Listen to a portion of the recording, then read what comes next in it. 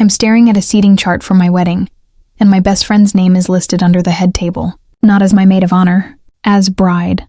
The paper trembles in my hands. I found it 15 minutes ago in a folder labeled Final Arrangements on the desk in my fiancé's home office. I'd come in to borrow a pen, just a pen. Instead, I found a 3-ring binder with my wedding, our wedding, planned down to the smallest detail. Except in this version, I don't exist. Where my name should be, there's hers, Madison Clark. My best friend of 12 years, the woman who's been helping me plan this wedding for the past 6 months. I hear footsteps on the stairs. David's coming up from the basement where he's been working out. I slide the binder back exactly where I found it and walk out of his office with a pen I no longer need. My heart is pounding so hard I'm sure he'll hear it. "Hey, babe." He's sweaty, smiling, so normal it makes my skin crawl. "You find what you needed?" "Yeah." My voice sounds surprisingly steady. "Just a pen." He kisses my forehead and I have to force myself not to flinch. Madison's coming over in an hour to go over centerpiece options, right? Right. I manage a smile. I'll jump in the shower. In the bathroom, I lock the door and sit on the edge of the tub. My hands are shaking now that I'm alone. I pull out my phone and take a deep breath, trying to organize my thoughts into something coherent. What did I actually see? A seating chart with Madison's name as bride. That could be a mistake, a joke. Except it wasn't just the seating chart. The entire binder was filled with details, vendor contracts, a timeline, a guest list, all with her name where mine should be. I open my text messages and scroll through my recent conversations with Madison. She's been texting me constantly about wedding details. What do you think about garden roses instead of peonies? The bakery has us scheduled for a tasting on Thursday. I confirmed the photographer. He's so excited about the venue. Us. She keeps saying us. At the time, I thought she was just being supportive, including herself in the planning process because that's what best friends do. Now those messages feel different, possessive, presumptuous. I scroll back further, looking for something I can't quite name. There, 3 weeks ago. David and I went to look at that venue you mentioned. It's perfect. You're going to love it. David and I. They'd gone together while I was working late. I remember feeling grateful that she was helping so much, taking things off my plate. Now I wonder what else they've done together while I was at work. My phone buzzes. A text from Madison. Running early. Be there in 30. Can't wait to show you what I've been working on. Something cold settles in my stomach. What has she been working on? I think about the binder in David's office. Final arrangements. As if everything is decided. As if I'm just going to disappear and let her step into my life. I turn on the shower but don't get in. Instead, I sit on the closed toilet lid and force myself to think. I need evidence. Real, concrete evidence. Not just a seating chart that could theoretically be explained away. I need to know if I'm losing my mind or if my fiancé and my best friend are planning to steal my wedding.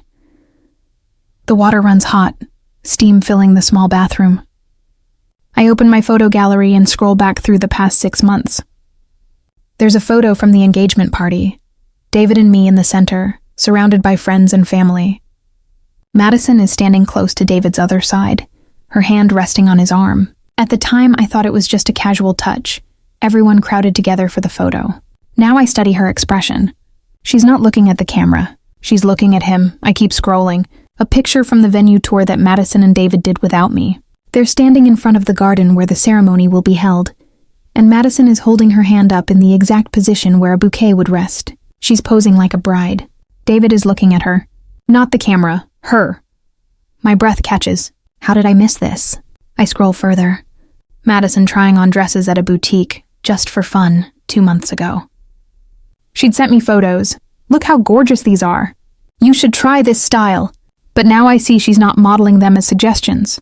She's auditioning them for herself. In one photo, she's looking at herself in a full-length mirror, with an expression I recognize because I wore it when I found my own dress. It's the look of a woman seeing herself as a bride. The shower is still running. I stand and turn it off, then dry my face with a towel. I need a plan. I need to be smart about this. If I confront them now with just a seating chart, they'll explain it away. Madison will cry, claim it was a mistake or a misunderstanding. David will be confused, defensive. They'll gaslight me into thinking I'm paranoid. I open a new note on my phone and title it, Evidence. I list everything I can remember from the binder. The seating chart, the timeline, the guest list. Then I add my observations from the photos. When I'm done, I have a list of 12 items that, taken together, form a pattern. Individually, each could be innocent. Together, they tell a story. I need more. I need something undeniable. When Madison arrives 28 minutes later, I'm dressed and composed, sitting at the kitchen table with 2 cups of tea and a smile that feels like it might crack my face. She breezes in with an armful of fabric swatches and that bright, enthusiastic energy she always brings to wedding planning. "Okay, I have been working," she announces, spreading the swatches across the table. "I think I found the perfect combination. Look at this sage green with the cream and gold accents. It's exactly the romantic garden vibe you want." There it is again. We. She catches herself, but not quickly enough. These are beautiful. I touch one of the swatches, forcing myself to engage. "Where did you find them?" "This little boutique on Linden Street. The owner is amazing. She actually does custom linens, and she gave me a great quote." Madison pulls out her phone. "I have her card somewhere. We should schedule a meeting with her next week to finalize everything." "Madison, can I ask you something?" I keep my voice light, curious. "Why do you think David's been so hands-off with the planning? Most grooms at least have opinions about the big stuff." She blinks, and something flickers across her face too quickly for me to read. "Oh, you know David. He just wants you to be happy. He trusts your taste. He trusts our taste," I correct gently. "You've been doing so much of this. I feel like I should be paying you as a wedding planner." She laughs, but it sounds forced. "Don't be silly. What are best friends for?" She starts gathering the swatches. "Speaking of which, we need to finalize the bridesmaid dresses. Have you decided on a color?" "I'm thinking sage green." I gesture to the swatches she brought. "To match the theme. Perfect." She's too enthusiastic. I can call the boutique tomorrow and have them start on alterations. "What's your timeline?" "Well, the wedding is in 4 months." I watch her carefully. "Unless you think we should push it?" "No!" The word comes out sharp, and she catches herself. "I mean, no, 4 months is perfect. Everything's on track. All the vendors are confirmed. It's going to be beautiful." My phone buzzes. A text from David. "Forgot to mention, that binder on my desk, can you grab it?" Madison asked me to hold on to it for safekeeping.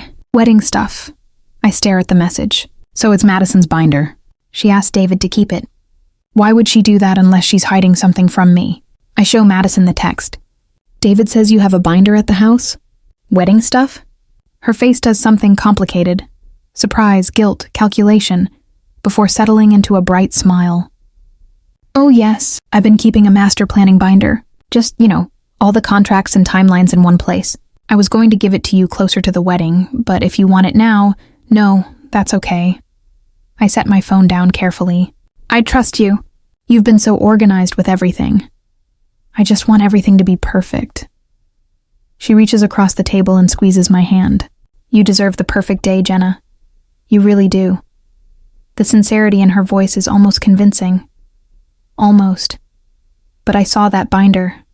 I saw her name where mine should be, and now I know she's lying to my face. After she leaves, I text David. "Can you bring that binder home tonight? Want to look through everything." His response comes 10 minutes later.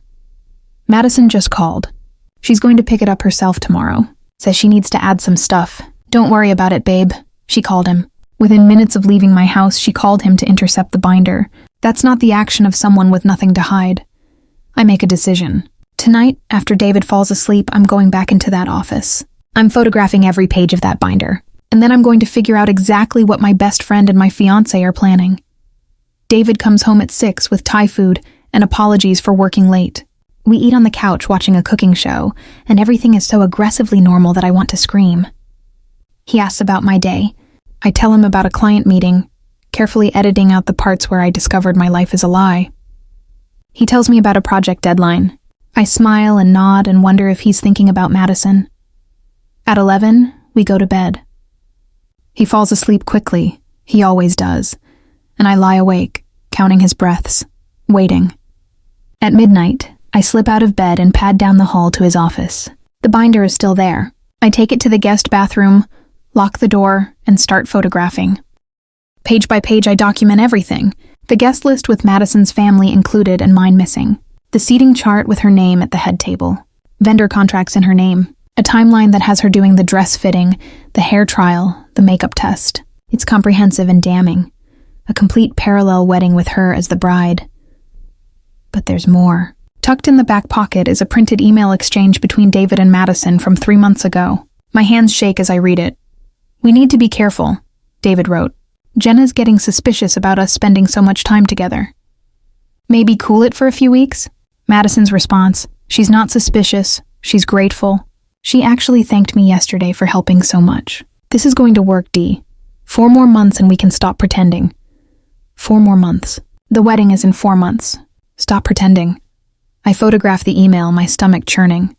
There's another one dated 2 weeks later. Madison. "I've been thinking about the timing. What if we don't wait until after? What if we just do it? Everything's already planned.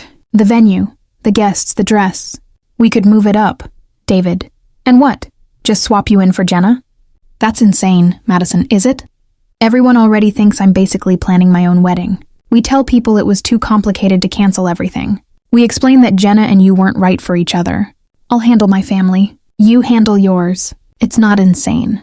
It's efficient." David. "I need to think about it." Madison. "Think fast." I'm not waiting forever. I sit on the bathroom floor, the binder open in my lap, and try to process what I'm reading. They're not planning to steal my wedding. They're planning to replace me. Madison wants to step into my venue, wear a dress she's chosen, marry my fiancé, and act like it's the most natural thing in the world. And David is considering it. I photograph everything. Every single page, every email, every note. Then I put the binder back exactly where it was and return to bed. David is still sleeping, oblivious. I lie next to him. This man I thought I knew, and feel like I'm sleeping next to a stranger. In the morning, I call in sick to work. I've never done that unless I was actually sick, but my boss, Margaret, doesn't question it. "Take care of yourself, Jenna. We'll manage without you for a day." I wait until David leaves for work. Then I pull up the photos on my laptop and start organizing them into a folder. I label it wedding planning with a grim smile. Then I call the one person I know will believe me. My sister, Amy. "Hey, what's up?" She sounds cheerful, probably on her way to her job at the hospital. She's an ER nurse, unflappable and direct. "Amy, I need you to tell me if I'm crazy." My voice cracks despite my best efforts.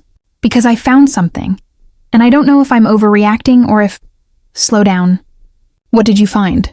I tell her everything.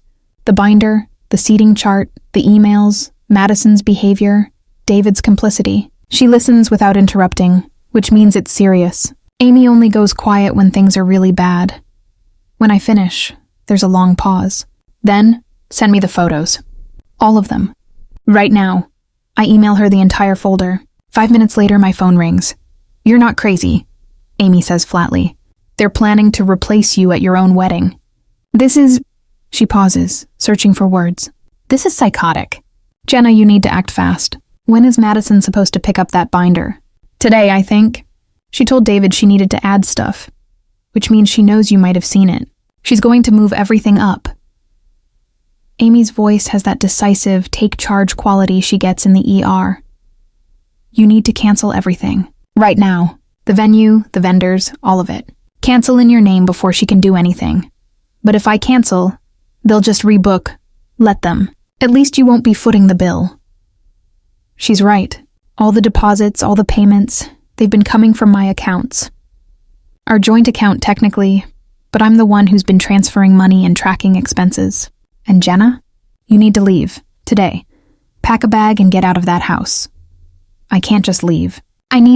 You need to protect yourself. These people are not who you thought they were. If they're capable of this. I hear papers rustling, probably the photos I sent. They're capable of anything. She's right. I know she's right. But the thought of leaving, of blowing up my life, makes me want to curl into a ball and pretend none of this is happening. "Come stay with me," Amy says. "I'll leave a key under the mat. Pack your essentials and get out before David comes home. We'll figure out the rest together." After we hang up, I sit for a long moment, staring at nothing. Then I stand up and start packing. Clothes, toiletries, my laptop, important documents. I work mechanically, my mind already 3 steps ahead. I need to call the vendors. I need to cancel the venue. I need to end this before they can.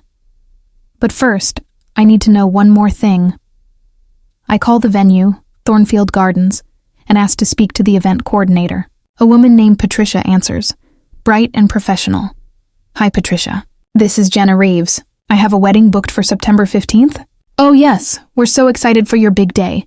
What can I help you with? I just wanted to confirm. The reservation is under my name, correct? Jenna Reeves and David Morrison? There's a pause. I hear typing. Actually, I'm showing the primary contact as Madison Clark. The groom is listed as David Morrison, and the bride is also Madison Clark. My stomach drops. When was that changed? Let me see. It looks like the reservation was made 6 months ago under your name. But there was a change request 2 weeks ago. Ms. Clark called and said there had been a mistake in the paperwork. More typing. All the contracts were reissued in her name. Is there a problem? Yes, I say calmly, even though I want to scream. There's a very big problem. I'm the bride. This is identity theft. I need you to cancel that reservation immediately. I'm not sure I can do that. The contracts are signed, and by someone who is not me. I'm the original client. I have the original paperwork. If you don't cancel this reservation right now, I will be contacting a lawyer and the police. My voice is steel. Check your records. Pull up the original booking. You'll see it was made by me, from my email, with my credit card. More typing. Faster now. Oh my God, you're right. The original booking is in your name. Patricia sounds horrified. I am so sorry. This should never have happened. Let me get my manager. I'm transferred, and I have to explain the whole thing again to a man named Robert who sounds increasingly alarmed. By the end of the call, the reservation is canceled, and Robert is assuring me that Madison Clark will not be allowed to book any events at Thornfield Gardens in the future. I'm documenting all of this, he says. If this is what I think it is, you may want to file a police report. This could be fraud. I will. Thank you. I hang up and immediately start calling every vendor on the list. The photographer, the caterer, the florist, the band. One by one, I discover that Madison has been methodically calling them, claiming to be me, changing names on contracts. Some bought it completely. Others were confused but went along with it. By the time I'm done, I've canceled everything I can and flagged my name as a fraud alert with the rest.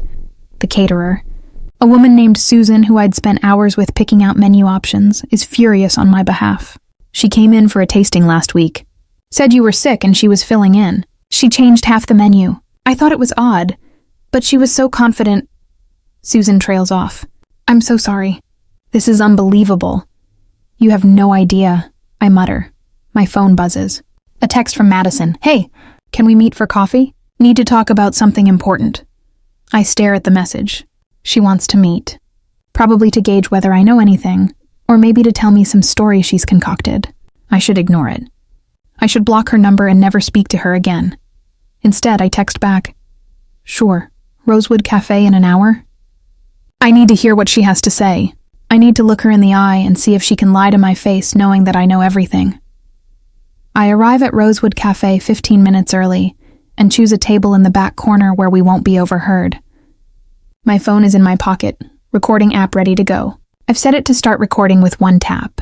Amy texted me 3 times on the drive over, begging me not to do this.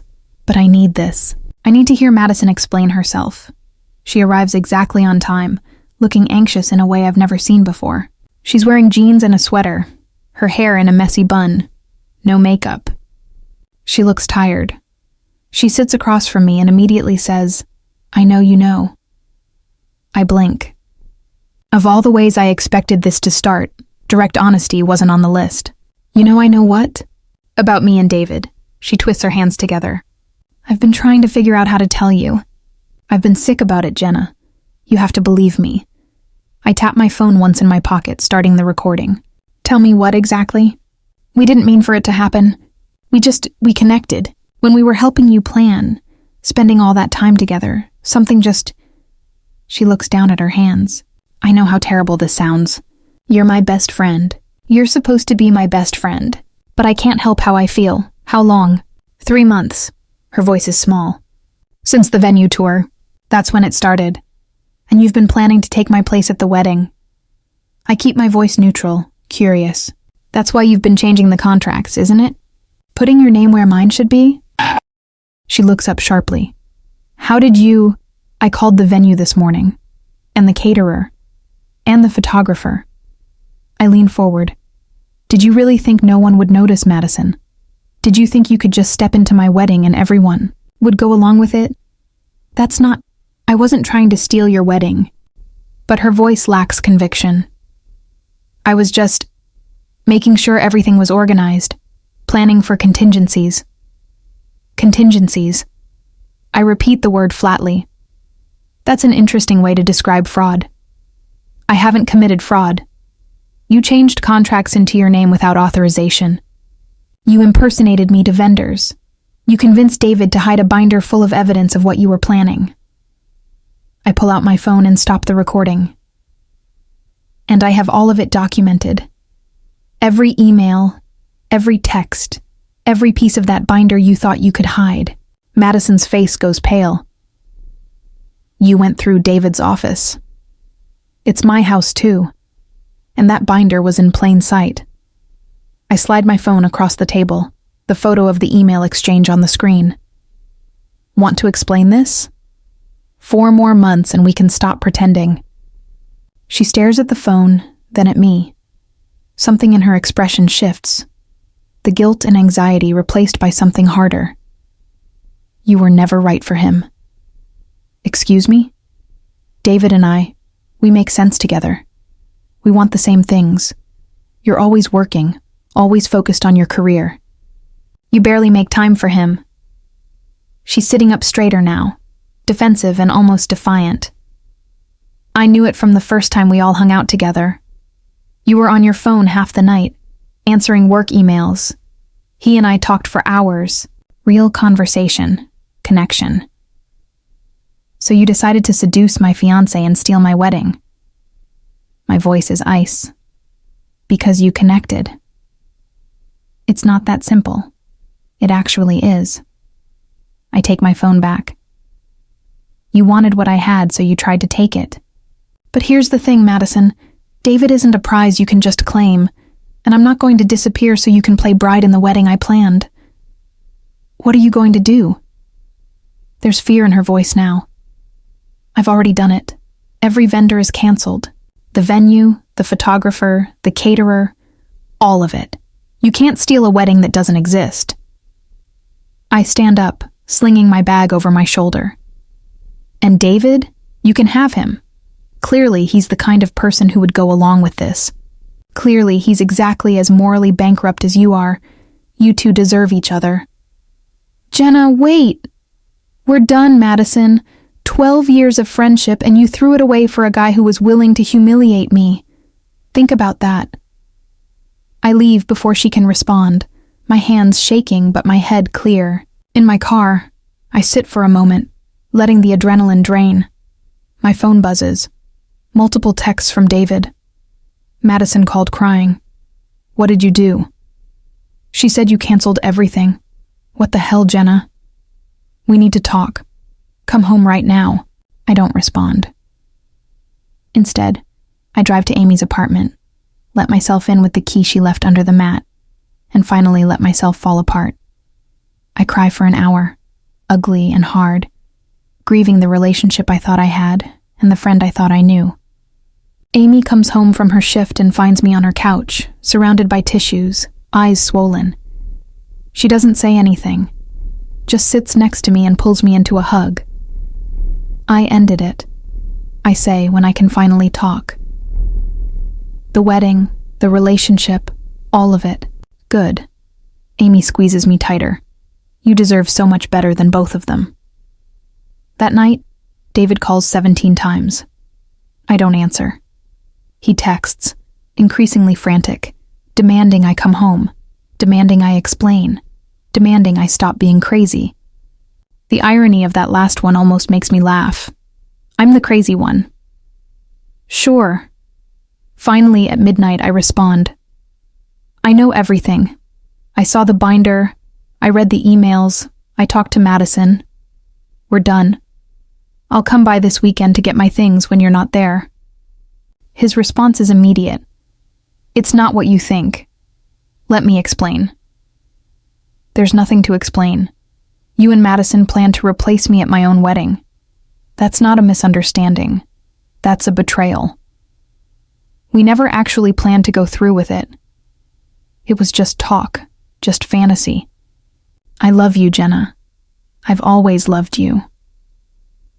I stare at the message, anger rising like a wave. You love me so much you helped another woman steal my identity for months. You love me so much you kept a binder documenting how to erase me from my own life. Don't insult me by calling that love. Please, just let me see you. Let me explain in person. No, it's over, David. Sign the papers when they come. I block his number and Madison's. Then I email a lawyer Amy recommended and attach all the documentation I've collected. The photos of the binder, the emails, the recordings from my meeting with Madison. The lawyer, Catherine Wells, responds within an hour, despite it being after midnight. This is one of the most clear-cut cases I've seen. You have grounds for fraud, charges against both of them, and the documentation is excellent. Let's talk tomorrow about next steps. The next weeks are a blur of legal meetings and logistics.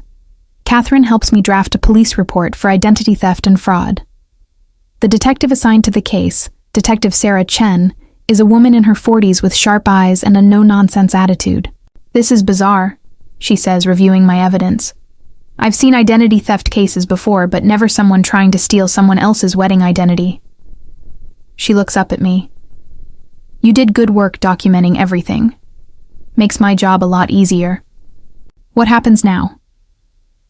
We'll open an investigation, interview the vendors, get statements from everyone involved. Based on what you've shown me, there's enough here for charges of identity theft, fraud, and possibly conspiracy. She taps the folder. The emails particularly show premeditation. They were planning this deliberately.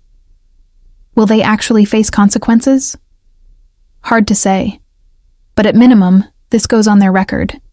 Madison works in marketing, right? This kind of thing could affect her career.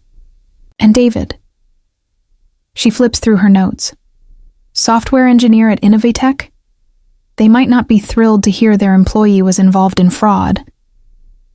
The vindictive part of me feels satisfied at that. The rest of me just feels exhausted. Moving out of the house I shared with David takes one afternoon in Amy's SUV.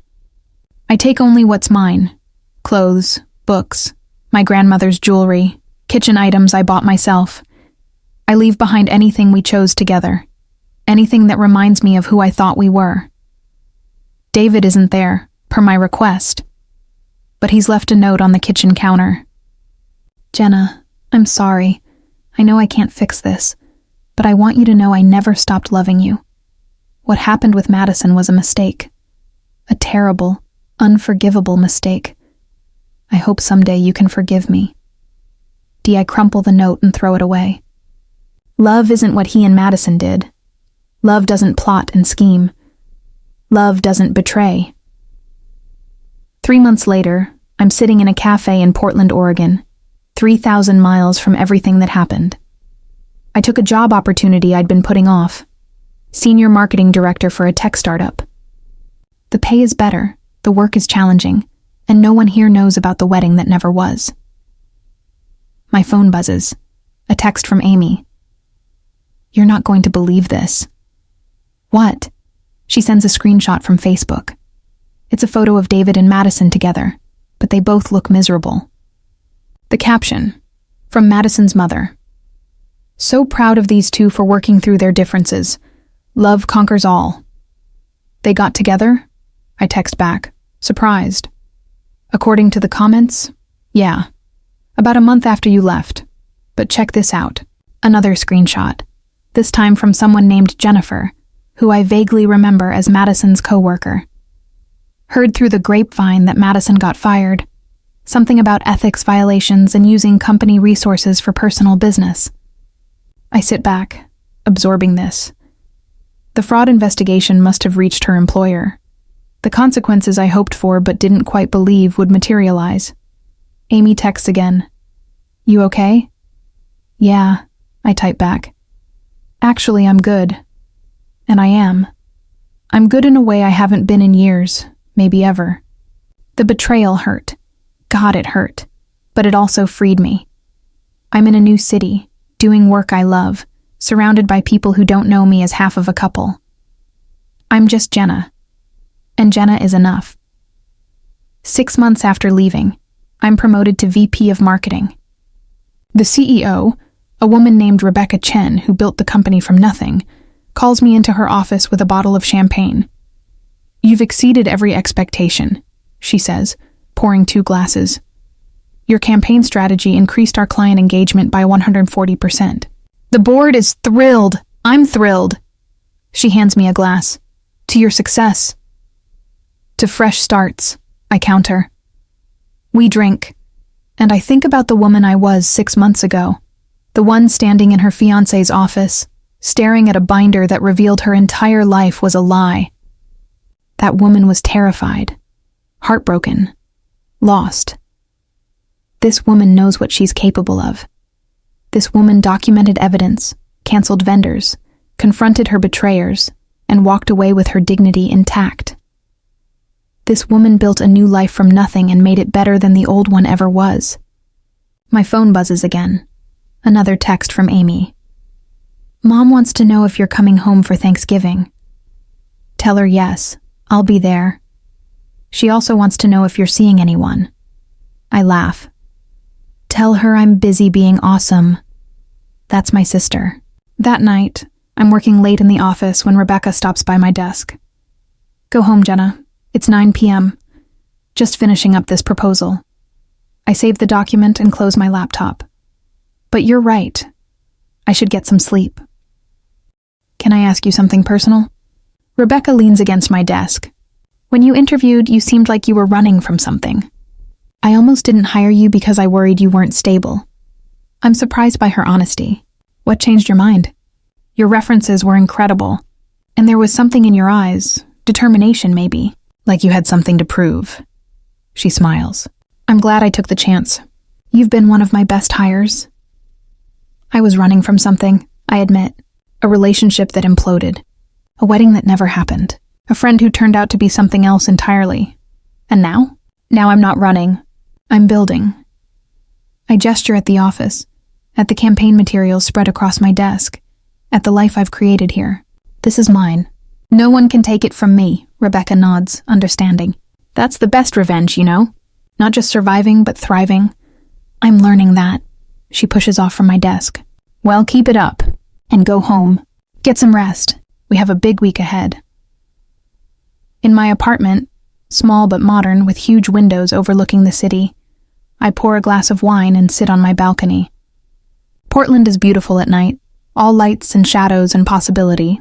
Somewhere 3,000 miles away, David and Madison are probably trying to make their stolen relationship work, probably realizing that a relationship built on betrayal has a shaky foundation. I don't wish them well. I'm not that magnanimous, but I also don't think about them much anymore. They're characters in a story I've closed the book on. My phone rings. Unknown number. I almost don't answer, but curiosity wins. "Hello? Ms. Reeves? This is Detective Chen. I wanted to update you on the case." I sit up straighter. "Yes?" "Madison Clark has been charged with identity theft and fraud. It's going to trial next month.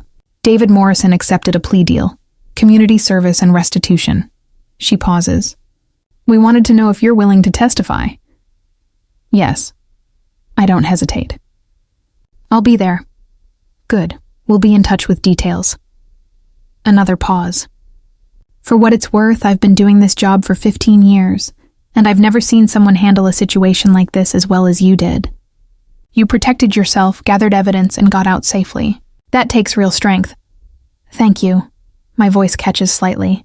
That means a lot. After we hang up, I sit for a long time watching the city lights. Tomorrow, I'll fly back to Connecticut to testify. I'll face Madison in a courtroom and tell my story, and then I'll fly back here to the life I've built and keep moving forward. The wedding that never was taught me something valuable. I'm stronger than I thought. Smart enough to see the truth, brave enough to act on it, and resilient enough to build something better from the ashes. Madison wanted to be the bride. She wanted my dress, my venue, my fiancé, my life, but she couldn't take the one thing that actually mattered, my ability to recognize my worth and refuse to accept less than I deserve. The trial happens on a gray Tuesday in November. I fly back to Connecticut the night before and stay with Amy. She takes the day off to come with me to the courthouse, a sprawling brick building downtown that smells like floor polish and anxiety. Catherine Wells meets me outside the courtroom. "You ready?" "As I'll ever be." "Remember, just tell the truth. Answer the questions directly. Don't elaborate unless asked." She squeezes my arm. "You've got this." Inside, the courtroom is smaller than I expected. Madison sits at the defense table with her lawyer, a tired-looking man in a suit that's seen better days. She's wearing a conservative navy dress, her hair pulled back, trying to look innocent and remorseful. When she sees me, something flickers across her face, shame, maybe, or anger. I can't tell which. David isn't here. He took his plea deal, and presumably wants nothing to do with any of this. I'm oddly grateful for that. Seeing him would make this harder. The prosecutor, a sharp woman named Linda Martinez, calls me to the stand. I'm sworn in, and for the next 40 minutes, I walk the jury through everything. The discovery of the binder, the changed contracts, the emails, the confrontation at the cafe. I'm calm and methodical, presenting facts without drama. Madison's lawyer tries to discredit me on cross-examination. "Isn't it true you and Mr. Morrison were having problems in your relationship? That Ms. Clark was simply a friend offering support?" "We weren't having problems until he and Ms. Clark began their affair," I respond evenly. "And friends don't impersonate you to vendors, change wedding contracts into their name, or plan to replace you at your own ceremony. But you admit you went through Mr. Morrison's private office without permission. It was our shared home office, and the binder was in plain sight. I wasn't snooping. I was borrowing a pen. I meet his eyes. Would you prefer I had remained ignorant while Ms. Clark committed fraud using my identity?" The lawyer backs off. After that, it's vendor testimony. Patricia from Thornfield Gardens, Susan the caterer, the photographer who Madison tried to convince she was me. Each one confirms the pattern of deception. By the time we break for lunch, the case feels solid. The jury deliberates for 3 hours. When they return, the forewoman reads the verdict. Guilty on 2 counts of identity theft. Guilty on 4 counts of fraud.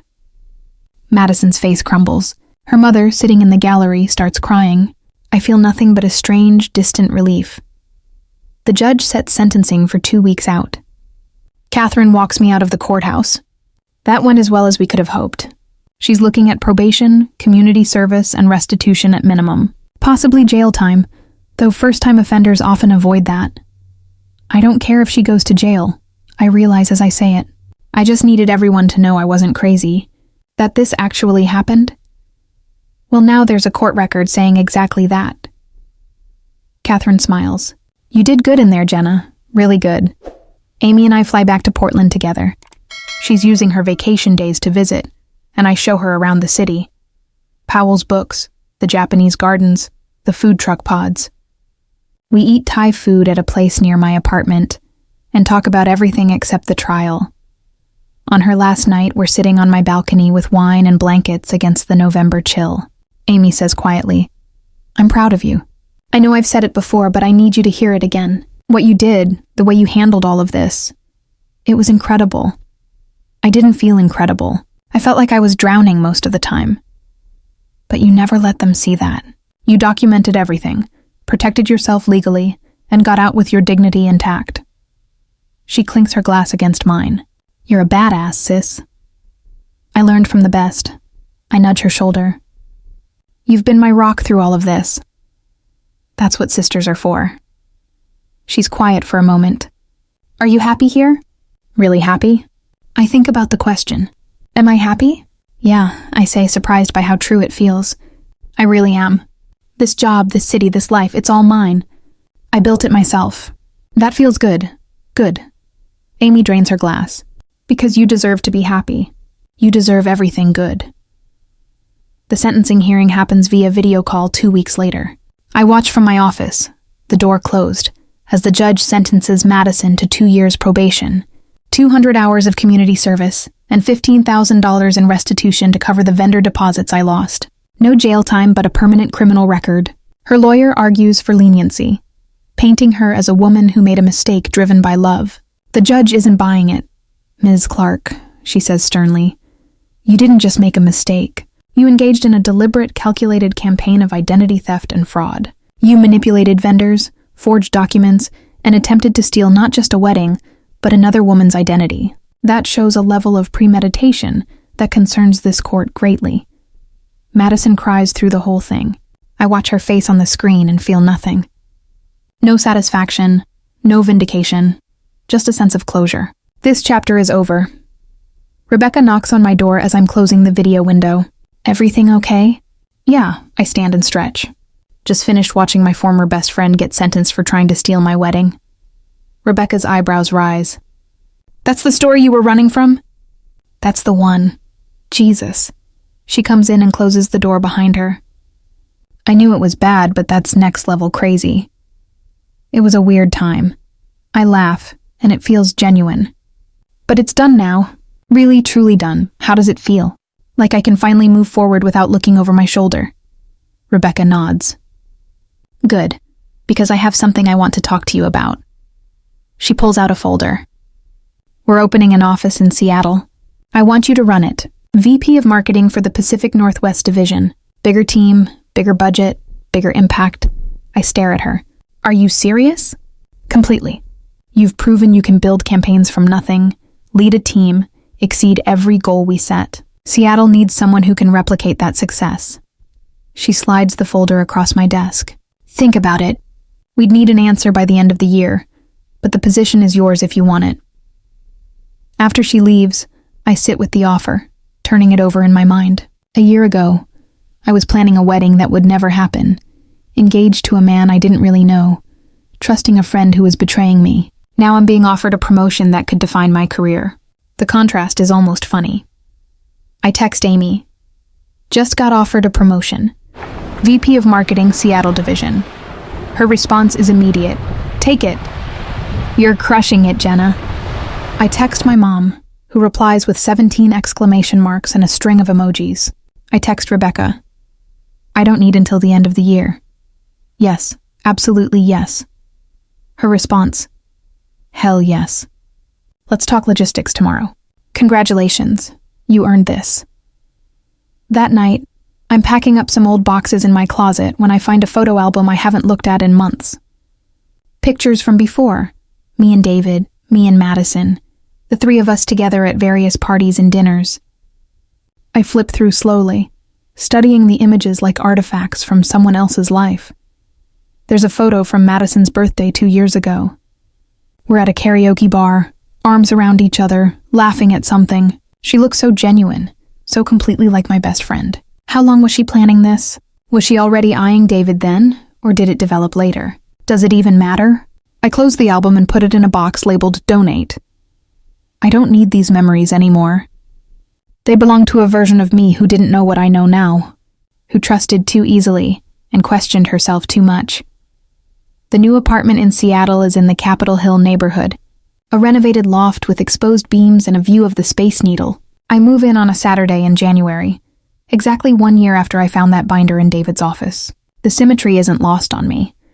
My team in Seattle is young, hungry, and brilliant. Within 3 months, we've launched 2 major campaigns that exceed projections. Within 6 months, we're the top-performing division in the company. Rebecca visits quarterly and always leaves impressed. You've built something special here, she says after our Q2 review. The team culture, the results, the innovation, it's exactly what I hoped for when I gave you this position. I had good training, I say. And good motivation. Turns out almost having your identity stolen makes you really committed to building your own legacy. She laughs. Well, whatever it is, keep doing it. One evening, I'm having drinks with my team at a bar near the office when my phone buzzes. A LinkedIn message from someone I don't know.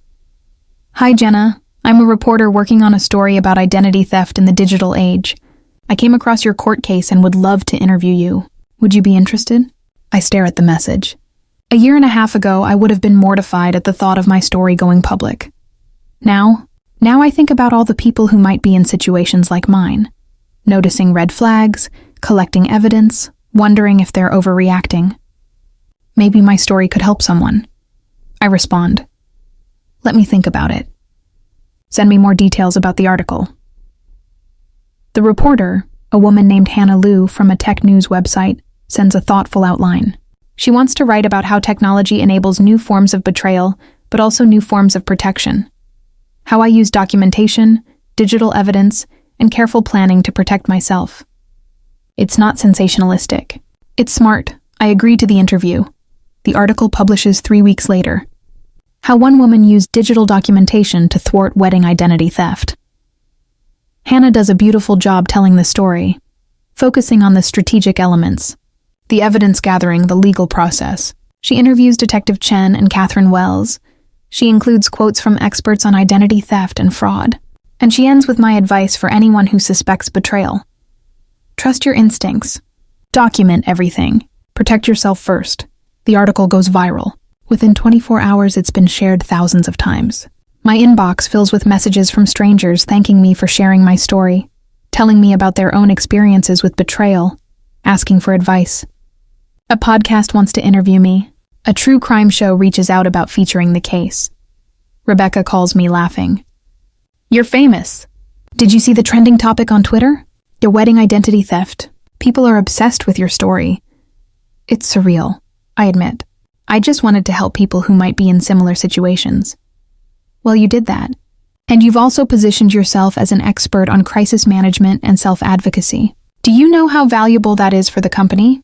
I hadn't thought about it that way, but she's right.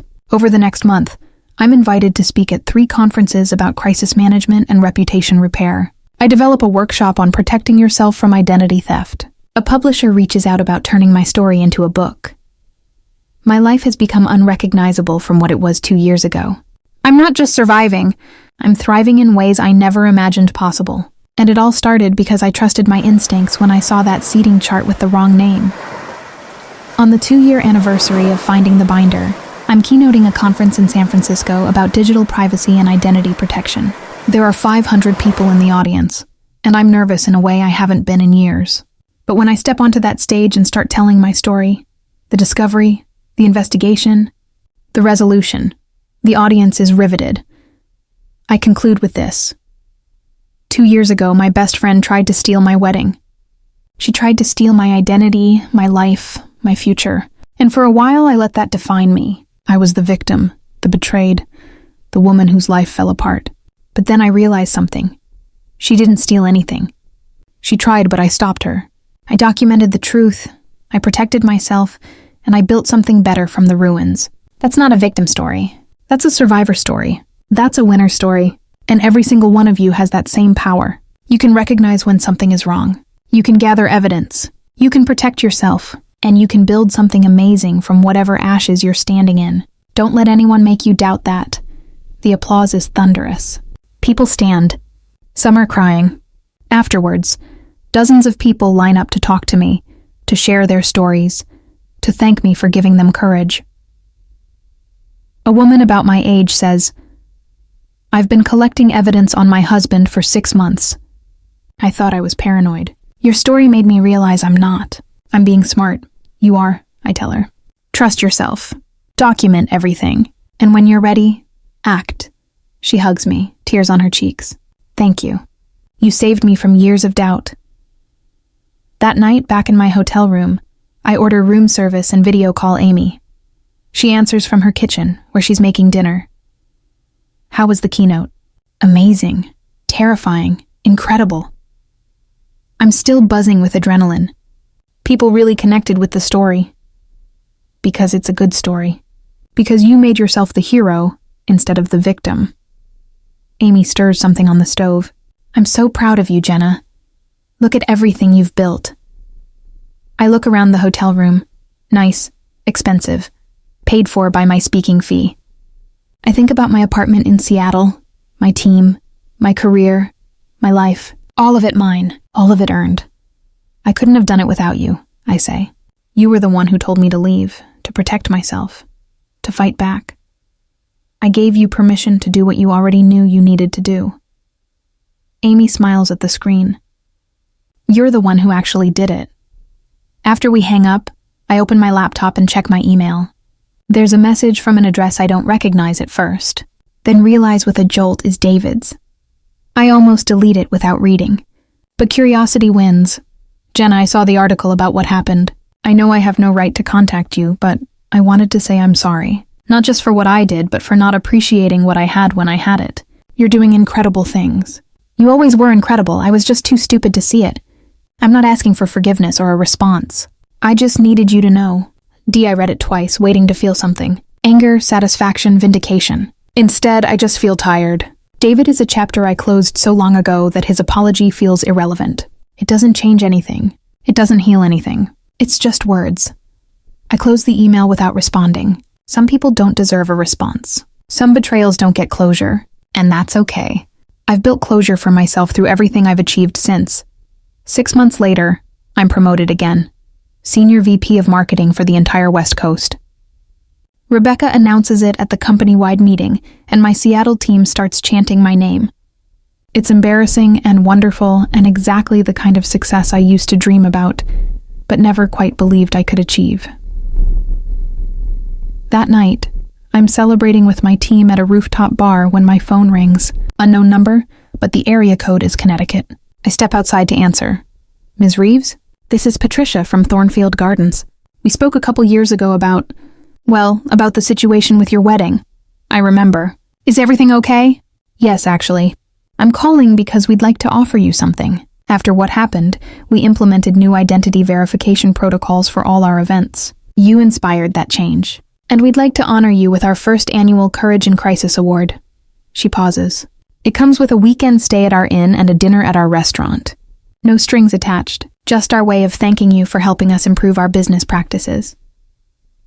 I'm genuinely touched. That's incredibly kind. Thank you. You should also know, Ms. Clark tried to book an event here last month, under a different name. Our new system flagged her immediately.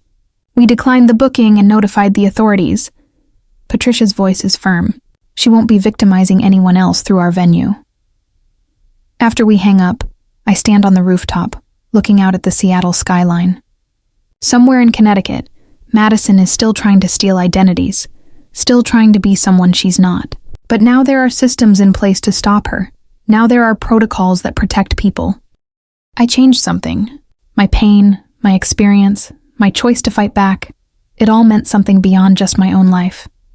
Back inside, my team is laughing and toasting and celebrating. These people, this career, this life, none of it would exist if Madison hadn't tried to steal my wedding. The betrayal that almost destroyed me became the catalyst for everything good that came after. I raise my glass. To resilience, I say, and to knowing your worth. To Jenna. Someone shouts, and they all drink. Later that night, alone in my apartment, I pull up photos on my laptop. Not old photos of David or Madison, but new ones. Me keynoting conferences. Me with my team. Me accepting awards. Me building a life I'm proud of. There's one photo I particularly love. Me on stage in San Francisco. Mid-speech. Gesturing with passion. You can see it in my face. Confidence, strength, certainty. I'm not the woman who found that seating chart 2 years ago, heartbroken and terrified. I'm someone new. Someone forged in the fire of betrayal and emerged stronger. I set that photo as my laptop background, a reminder of how far I've come. A reminder that the worst thing that ever happened to me became the best thing that ever happened to me. Madison wanted to be the bride at my wedding. She wanted my life, but she could never have what I have now, the knowledge that I built this myself, survived the worst, and came out triumphant. She'll always be the woman who tried to steal someone else's identity. I'll always be the woman who refused to let that define her. My phone buzzes one last time. A text from Rebecca. Seattle office just closed the biggest deal in company history. Your team did that. You did that. Congratulations, Jenna. You're unstoppable. I smile, save the message, and shut off my phone. Tomorrow there will be more work, more challenges, more opportunities to prove myself. But tonight I'm going to sleep knowing I am exactly where I'm supposed to be. In a life I chose, doing work I love, surrounded by people who value me for who I actually am. The wedding that never happened, taught me the most valuable lesson of my life.